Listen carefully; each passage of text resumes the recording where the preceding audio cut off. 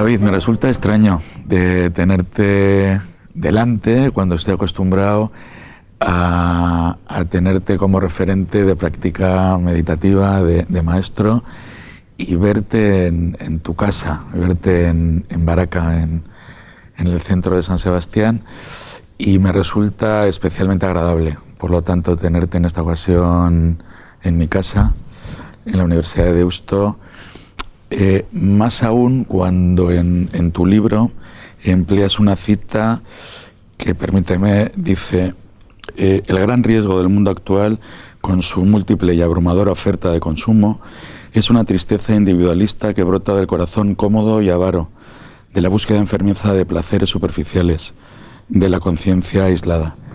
Una cita que es del Papa Francisco, que también es sacerdote jesuita. David, yo a la hora de presentarte iba a ser breve. Diría lo primero que eres un forofo de la Real Sociedad, lo primero, y luego uno de los expertos y personas más reconocidas ya en el Estado español en mindfulness. No solo como instructor, sino sobre todo como investigador, como perteneciente a asociaciones especializadas y autor de varios libros sobre el tema. Desde ese punto, sí que me gustaría lanzar ya la primera pregunta, y a partir de aquí comenzamos la charla, sobre qué es, o quizás mejor, sobre qué no es mindfulness.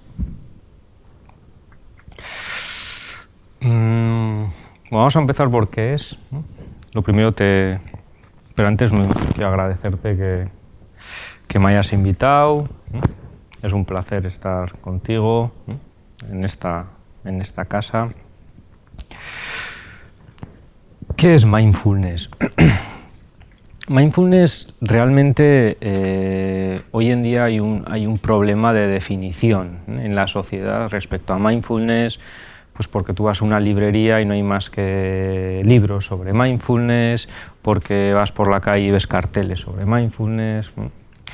Entonces, así, a grosso modo se puede entender como desde tres ámbitos, ¿no? El primero es, mindfulness es una práctica meditativa, ¿no?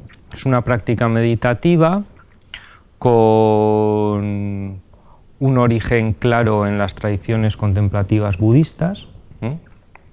Y que la ciencia de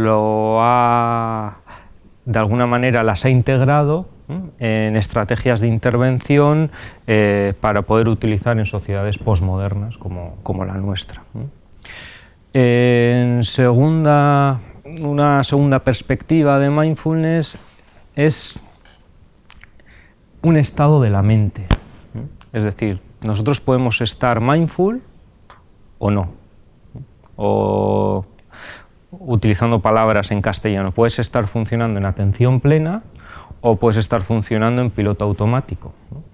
Que por otro lado, como no se practica atención plena, es como estamos gran parte del día, porque es lo que somos básicamente, un manojo de hábitos, ¿no? Y en tercera instancia, mindfulness se puede entender como un constructo, ¿no? Esto es lo que utilizamos en ciencia para, de alguna manera, para consensuar conceptos, ¿no? En este caso es un constructo pues, operativo, medible, ¿no? En el que se suele hablar de tener la habilidad de prestar atención al momento presente con una actitud concreta, que es una actitud de amabilidad, una actitud de apertura a la experiencia y de no querer cambiarla, simplemente de una incitación a explorar la experiencia, ¿no? Más o menos. David, yo tuve la suerte de acercarme a estas técnicas contemplativas o de meditación hace tiempo, y a través de una buena amiga que lleva 20 años haciendo práctica meditativa y haciéndola con el tesón y la perseverancia necesaria. Sin embargo, últimamente me parece, o tengo la sensación de que hay mucho barullo con el tema del mindfulness, porque oigo que hay mindfulness para cocinar, que hay mindfulness para dejar de fumar, que hay mindfulness para ligar. Entonces mi pregunta sería, ¿dónde está la linde? ¿Dónde está el punto que diferencia lo que es de lo que no es, o lo que diferencia lo que se va a quedar o lo que va a pasar con el tiempo? Sí, esto se puede responder desde diferentes perspectivas, pero te voy a responder un poco desde una perspectiva evolutiva del meditador o la meditadora. Y es que normalmente las personas que llegamos a mindfulness, hoy en día llega más gente básicamente porque hay mucha más oferta, y cuando hay más oferta, pues en general suele bajar la calidad. Las personas cuando se acercan a mindfulness suelen llegar por unas necesidades muy centradas en la regulación, en la regulación de emociones difíciles, en la necesidad de regulación de unos niveles de estrés altos, de ciertos problemas a nivel de estado de ánimo, regulación de ciertas habilidades sociales donde se ven, pues, por ejemplo, que los niveles de ira son altos en ciertos contextos o lo que sea, ¿no? Y esto realmente los programas de 8 semanas están viendo que responden bien a estas necesidades, en el sentido de que la gente, pues, en 8 semanas, en 2 meses, con práctica diaria, pues aprenden a regular, ¿no? ¿Qué es lo que sucede? Lo que sucede es que el camino meditativo, la práctica de mindfulness, no son 8 semanas y ya está, ¿no? Sino que está de alguna manera planteada como un estilo de vida. Y entonces, pues hay muchas personas lo que se dan cuenta es que, aparte de regular emociones, la práctica de mindfulness puede ser una muy bonita herramienta para el autoconocimiento, ¿no? Para tomar conciencia del propio sistema nervioso, para hacerte cargo de tu mente, ¿no? Para hacerte cargo de las acciones que realizas en el día a día, y que esas acciones, qué impacto tienen en las personas que te rodean en cada momento, ¿no? Cómo hay ciertas conductas, ciertas acciones que sientan bien, ¿no? Que te sientan bien a ti mismo, cómo hay ciertas acciones que sientan bien a los demás, y cómo hay ciertas acciones que te sientan mal a ti mismo y que sientan mal a los demás, ¿no? Y te vas haciendo como más consciente de esto también. Y luego ya hay como una tercera fase, que es una fase más relacionada con el despertar, la iluminación, el sentido en la vida, llámalo como quieras, ¿no? Y en esta tercera fase lo que se suele, o una marca clara, en la mente de estas personas, suele ser el aspecto del desarrollo de la compasión, de ser más habilidosos tomando conciencia del sufrimiento en el otro y de querer reducir ese sufrimiento. Oyéndote, más allá de las preguntas que tenía preparadas, me surge, has hablado de habilidades. Yo soy profesor, doy clase en tercero del grado de comunicación, en una asignatura que es comunicación interpersonal, y lo primero que les hablo es de esto, de la necesidad de escucha y sobre todo la necesidad de estar presente para poder escuchar mejor y de esa forma comunicar mejor. Tengo que confesarte que a veces me miran con una cara un poco rara.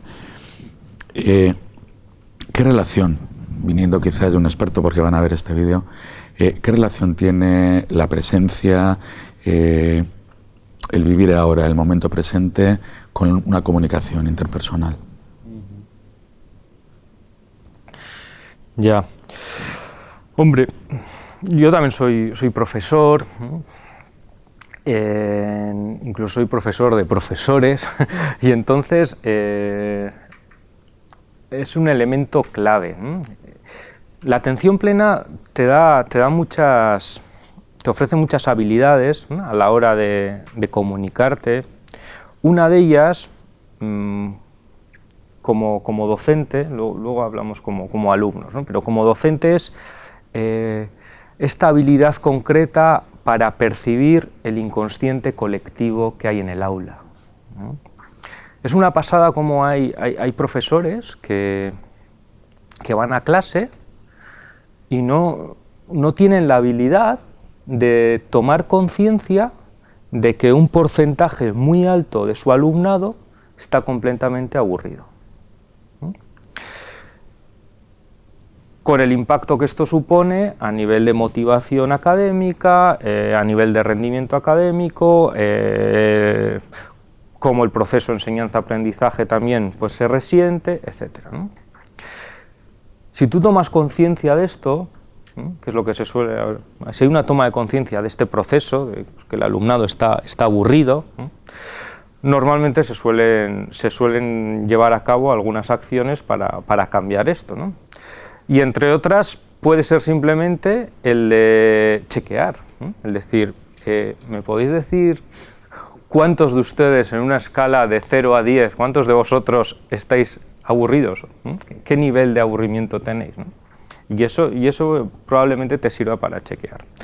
Como alumnado, es fundamental, o por lo menos a mí me gusta mucho promover el aspecto no competitivo, ¿no? ¿Qué quiero decir con esto? Estamos un poco... Yo por lo menos estoy un poco cansado con el aspecto competitividad, pues porque cuando somos competitivos muchas veces reducimos lo humano, ¿no? Es como que se genera cierto punto de escasez, ¿no? Y cuando hay escasez ya sabes que sale toda nuestra parte más reptiliana, ¿eh? Y lo que buscamos es, pues eso, es competitividad e intentar pisarte, ¿eh?, para obtener el premio, ¿eh? Y nos hace menos compasivos, ¿eh? Esto no hace falta ponerse muy trascendente, simplemente se ve muy claro en la cotidianidad cuando tenemos prisa, por ejemplo, ¿eh? Cuando tenemos la presión del tiempo. Lo otro es la presión del logro, ¿no?, la competitividad. Aquí en este caso hablamos de la presión del tiempo. Cuando tenemos prisa, somos menos compasivos y empáticos con nuestros vecinos, nos hace menos gracia los chistes de nuestros hijos, etcétera, etcétera, ¿no? Y esto, pues la atención plena ayuda sobre todo a estar un poco pendiente del otro, ¿no?, de qué necesidades tiene, qué necesidades emocionales, cómo está, hacerle una pregunta de cómo estás con una disposición de escuchar, a ver cómo estás realmente, si procede, etcétera, etcétera, ¿no?, más allá de formalismos. Y esto sí que puede dar. Y dices, ¿y cómo ato una cosa y la otra, ¿no? ¿Cómo ato el hecho de estar prestando atención plena a la respiración con que yo sea más habilidoso escuchando al otro? Pues básicamente porque como no tengamos la habilidad de parar un ratito y escuchar nuestra mente y estar con nosotros, probablemente no tengamos la habilidad de estar con el otro, ¿no? ¿Por qué ahora? ¿Qué ocurre? ¿Cómo estamos? ¿Cómo está la sociedad para que sea tan necesario y haya proliferado de una forma tan rápida todo este tipo de técnicas, o en concreto el mindfulness? Ya. Bueno, pues como todo fenómeno es completamente multifactorial. Hay varias razones. Una evidente es que por fin las instituciones, tanto académicas como políticas, se están dando cuenta de que parar un ratito y activar el sistema autónomo parasimpático y ser habilidoso observándote a ti mismo es necesario en esta sociedad. Y entonces, pues bueno, pues están invirtiendo dinero en ello, cosa que antes no sucedía. Otra es la necesidad tremenda que tiene esta sociedad de parar. Necesitamos, bajo mi punto de vista, una pedagogía de la calma, pero que tiene que venir desde instituciones hasta comunidades de vecinos, necesitamos un punto de pedagogía de la calma, de downshifting, de bajar el ritmo, porque esto no puede ser. No puede ser porque básicamente hay unos indicadores muy interesantes, y es que los niveles de salud mental están empeorando. Ten en cuenta que ahora mismo, estos son unos datos que se suelen utilizar mucho, ¿no? Pero es que tenemos en los países euroamericanos los indicadores de depresión en los últimos 50 años han multiplicado por 10. Pues no hay más que ir a cualquier centro educativo, en secundaria, por ejemplo, para hablar con los tutores, y te ven que en cada aula tienen alguna chica con trastorno de conducta alimentaria, algún chico con problemas obsesivos, o al revés, ¿no? Es una cuestión de género. Y esto ha sucedido siempre, lo que pasa es que ahora estos indicadores parece que están aumentando. Y todo ello pues genera un caldo de cultivo para que el mindfulness pues vaya empapándose en la sociedad, ¿no? Yo creo que realmente lo necesitamos, ¿no? Es una necesidad, y de hecho a mí me parece que dentro de unos años ya desde atención primaria se va a prescribir, no solo mindfulness, sino estrategias de relajación, estrategias para poder calmar y para poder activar esa parte del sistema nervioso relacionada con la calma, con el sosiego, con la tranquilidad, tal y como ahora mismo se está prescribiendo actividad física, por ejemplo. Con respecto a esto, yo me acuerdo que un día en Baraca, y hablando de inteligencia emocional, que es por donde yo empecé hace años con el tema de investigación, tú comentaste pues que ya era tiempo quizás de trascender un poco la inteligencia emocional, sobre todo en esa parte de etiquetaje y con los parámetros clásicos, ¿no? Y en una reunión del Consorcio de Inteligencia Emocional, pues me pareció más que oportuno comentarla en un pleno y decir, no, va siendo ahora ya que trascendamos un poco esta cuestión. Por poco me comen, en el mejor sentido de la palabra, pero sí que me parece, o nos pareció, un buen elemento de reflexión. El mindfulness o estas técnicas que provienen fundamentalmente de Oriente, ¿sería una forma de trascender el constructo, si es que existe, de inteligencia emocional? Es una pregunta compleja. Lo primero, no soy especialista en inteligencia emocional. Ya sabes que en ciencia pues tenemos un campo muy limitado para especializarnos. Mi campo es un poco de mindfulness y lo que recoge la psicología positiva, ese pequeño espacio, ¿no?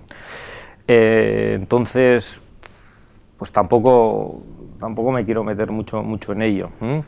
Pero puede ser que sea un momento de trascender, o más que eso, que el propio mindfulness integra ciertas habilidades que tenía la inteligencia emocional, pero hay que ser cautos cuando nos referimos a la medición de constructos en este campo. Ni la inteligencia emocional, bajo mi punto de vista, tiene unos constructos de una solidez total, de decir, wow, qué bien se miden, qué maravilla, a nivel psicométrico esto va como un tiro, pues no. Y mindfulness tampoco. Mindfulness, se hacen intentos, ahora mismo se está utilizando, por ejemplo, el cuestionario de 5 facetas, el FFMQ del equipo de Baer y compañía, y funciona relativamente bien, explica bastantes cosas, pero tiene sus limitaciones, ¿no? Y entonces tampoco me quiero meter mucho en ello porque no es mi campo de estudio, ¿no? Pero sí que me gustaría coger con pinzas, y es a lo que me dedico, ¿no? Pero coger con pinzas este aspecto de los constructos, pues porque están limitados y muchas veces es lo de siempre. Es muy difícil que yo con un cuestionario vaya a obtener información que no pueda obtener una hora charlando con ese sujeto. ¿Qué es lo que pasa? Que no tenemos tiempo para charlar una hora con 300 o 500 sujetos, ¿no? me ha gustado esa prudencia, sobre todo por mis colegas del consorcio. Que estarán contentos. Sí, sí. David, esto igual suena un poco raro, pero yo soy una persona que sufre. Parece que lo digo con alegría.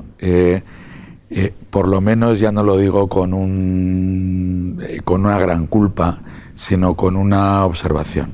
Pues soy una persona que sufre, aunque cada vez sufre menos, o no sé si decirlo, que cada vez sufre mejor. Cada vez sufre mejor. Por eso empecé con los temas de inteligencia emocional, y en ese camino, en ese andar, me encontré con Seligman, me encontré con toda la teoría de psicología positiva que me fascinó. Y es algo que he encontrado también en tu libro, Mindfulness en Positivo, la ciencia de la atención plena y la psicología positiva en el camino al bienestar. ¿Qué relación puede tener una cosa con otra? ¿Qué relación tiene el mindfulness con el bienestar o el mindfulness con la psicología positiva? Bueno, has hablado de dos cosas. Una, que sufres, ¿no? Y hay dos tipos de seres humanos, ¿no? Los que sufren y no se dan cuenta, y los que sufren y se dan cuenta, ¿no? Estos últimos yo los considero como más evolucionados, ¿no? Realmente el sufrimiento está implícito en el ser humano, ¿no? No se trata de decir que todo en la vida es sufrimiento, ¿no? Pero que el sufrimiento existe, ¿no? El sufrimiento existe y nos hace muy humanos darnos cuenta de que el otro sufre, ¿no? Y cuando digo el otro sufre, no hace falta pensar en grandes tragedias, que por supuesto que hay unos niveles de sufrimiento brutales, ¿no? Sino simplemente con que des un paseo por tu vecindario, ¿no? Y por cada puerta que pases te das cuenta que detrás de esa puerta hay sufrimiento. ¿Cómo es ese sufrimiento? Pues es un sufrimiento, pues, de una persona que quizá está padeciendo unos problemas de salud graves, como un cáncer, puede ser un sufrimiento de que el hijo justo de esa persona le gustaría estudiar un grado concreto y no ha podido, y ha decidido no estudiar, y eso le está frustrando y le está amargando. Podría ser algo tan complejo como una persona mayor sola, cuando no quiere estar sola y le gustaría estar acompañada de los suyos. Lo que pasa es que los suyos están muy centrados en su vida y en su trabajo. Podría ser también una persona que aparentemente los domingos aparenta ser una familia feliz, pero luego ella sabe o él sabe cuando se tumban en la cama a la noche que su matrimonio es un auténtico fracaso, y que no saben cómo salir de esa situación, etcétera, etcétera, etcétera. No conozco ni un solo ser humano, y me dedico a esto, y soy psicoterapeuta, no conozco ni un solo ser humano que no sufra. Y esto nos hace humanos, y saca muchas veces lo mejor de nosotros, esto que se llama la humanidad compartida, ¿no? El darte cuenta que el resto de personas también sufren. Y no solo eso, sino que te motiva, la gran mayoría de las veces, si eres una persona emocionalmente estable, te motiva para ayudar al otro. Y ya relacionándolo con el bienestar, ¿no? Porque a veces me dicen, pero tú vas con este discurso y ¿cómo te dedicas a la psicología positiva? ¿No? Yo, pues es un poco como Seligman, ¿no? Yo creo que los pesimistas y los que hemos sufrido bastante, pues nos va este rollo, ¿no? Con la psicología positiva, atándola un poco o integrándola desde mindfulness, lo que está claro es que la práctica de mindfulness genera bienestar psicológico. Eso es algo evidente, ¿no? Estar un rato meditando, prestando atención plena a la respiración o a tu cuerpo, o realizando una meditación en movimiento, la gran mayoría de las veces genera bienestar psicológico, y bueno, pues eso está bastante estudiado. Luego hay otras cuestiones que ya son un poco más complejas, pero que son más complejas a la hora de buscar causalidad, a la hora de buscar estudios correlacionales no hay problema, ¿no? Y lo que sí se ve es que la gente que medita, por ejemplo, pues tiene unos niveles más altos de sentido en la vida, tiene unos niveles más altos a la hora de lo que se conoce como factor de relaciones positivas, tiene indicadores más altos de emociones positivas, tiene unos indicadores más altos a la hora de gestionar habilidades o a la hora de gestionar emociones difíciles, etcétera, etcétera. Bueno, un poco a ese nivel. Mi ámbito de actuación es fundamentalmente la organización, las organizaciones. El hablar de todos estos temas del bienestar, de la atención plena, del mindfulness, muy orientado al liderazgo, es un tema en el que me ha ocupado y en el que me ocupa. Tiempo, intervención, investigación. Mi pregunta, y dejando un espacio abierto para siguientes charlas, siguientes conversaciones, sería, consideras que hay un hueco de todas estas cuestiones para introducirlas dentro del mundo, no sé si tanto empresarial como organizacional? Con el tema empresarial, tengo que decir que tampoco es mi campo de estudio, pero tengo mis reflexiones un poco, sobre todo cuando nosotros nos dedicamos también a un campo de investigación interesante, es el de los estilos de vida terapéuticos y cómo integrar mindfulness en ellos, ¿no? Y en el campo empresarial lo que nos encontramos muchas veces es este perfil del fracaso del éxito. ¿Qué quiere decir esto? Que muchas veces es un perfil de una persona que ha podido tener un éxito rotundo a nivel laboral, a nivel empresarial, pero que muchas veces también supone unos fracasos en otros niveles de la vida, que pueden ser, por ejemplo, el dejar de cuidar el cuerpo, puede ser, por ejemplo, dejar de cuidar la familia, puede ser, por ejemplo, dejar de cuidar las amistades.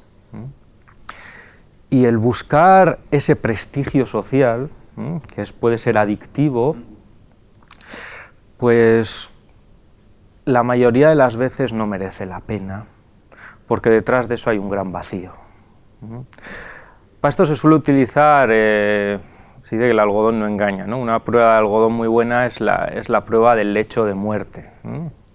Tú cuando estás, si te imaginas estando en el lecho de muerte, los que tengan la suerte, ¿no?, de ser conscientes en un lecho de muerte, ¿te hubiese gustado estar tanto tiempo y tan obsesionado con eso que has estado? ¿O te hubiese gustado dedicar más tiempo a otras cosas en la vida? Eso por un lado, ¿no? Por otro lado, mindfulness también ofrece este factor de relativizar pues el trabajo que estás haciendo, ¿no? Porque el trabajo que estás haciendo muchas veces a nivel empresarial pues genera prestigio social, genera un rol concreto, y a las personas luego les cuesta mucho salir de ese rol, les cuesta salir de ese rol y darse cuenta que tienen otras partes en su mente y que pueden funcionar en ellas, y esas partes se quedan como bastante bloqueadas. Y luego otro campo donde mindfulness ayuda mucho es en la mente de principiante, en aprender con cada momento, en darte cuenta de situaciones completamente cotidianas que están en el presente, ¿no? Algo tan sencillo como, imagínate, tengo que firmar contratos importantísimos, pero ¿qué pluma firma mejor para mí estos contratos? ¿Cómo es esa firma? ¿Cómo es el sonido que genera ello? Esto hace que salir de este simulacro constante que es la mente es un simulador en el que estamos metidos, y contactar con el presente, con lo que realmente hay, ¿no? Tampoco tenemos que estar todo el día en esto, ¿no? Pero salir de vez en cuando y darte cuenta de que existe un mundo tangible que es en el que estoy viviendo, pues libera otros niveles. David, vamos terminando. había, creo que un ilustre que en su momento en la escuela, me parece, le preguntaron qué quería ser de mayor y él les contestó que quería ser feliz. El profesor le dijo que creía que no había entendido la pregunta y él contestó que creía que el profesor no había entendido lo que era la vida. Oye, yo te disfruto normalmente todas las semanas en Baraca, pero hay otras personas de Baraca que no disfruto, que me gustaría tenerlas aquí con nosotros en alguna ocasión. Y de entrada, aprovechando, no sé si un poco a traición, invito a Fernando para que en otra ocasión nos podamos sentar. Hay unos encuentros del Dalai Lama con científicos occidentales que yo creo que estáis además ahora replicando vosotros en Baraca, y soy consciente que con mucho éxito, que intenta unar las dos realidades científicas, las dos orientaciones, tanto la oriental o la budista como la occidental. Para terminar, ¿qué nos dirías, qué nos dejarías para que desde tu ámbito de estudio, de trabajo, nos venga bien para nuestro bienestar, nos venga bien para vivir un poco mejor? Sí, bueno, evidentemente nada de lo que he dicho es original ni se me ha ocurrido a mí, sino que lo he ido integrando de diferentes seres humanos. Y a mí me gusta mucho una idea que suele promover Matthieu Ricard, que es un francés, monje budista tibetano, mano derecha al Dalai Lama durante años, que tiene unas lecturas, unos libros preciosos. Y él lo que propone básicamente es que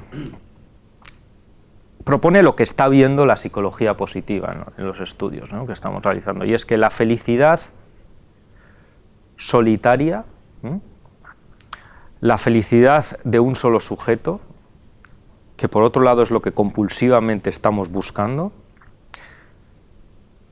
no tiene salida. Salvar el propio culo no es sostenible. Entonces se trata más bien de cómo integrar un bienestar comunitario y cómo cuidarnos unos a otros. Cómo cuidarnos unos a otros, cómo aprender a tratarnos bien unos a otros.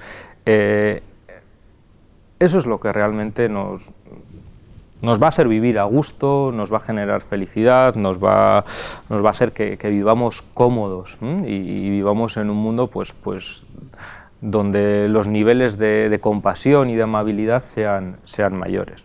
Son estrategias que van en otra línea. Y sería más bien eso, que las motivaciones que me mueven a mí, que no sean solo motivaciones individuales, que es lo que nos está llevando a estos problemas de depresión, etcétera, sino que sean motivaciones que van más allá de uno mismo. Cada uno verá cómo.